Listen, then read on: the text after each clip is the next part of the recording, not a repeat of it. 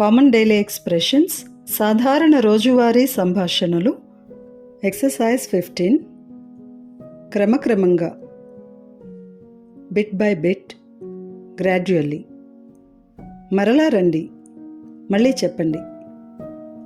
Come again, నన్ను మన్నించండి. Pardon మీ, మన్నించండి, మీరు చెప్పింది అర్థం కాలేదు.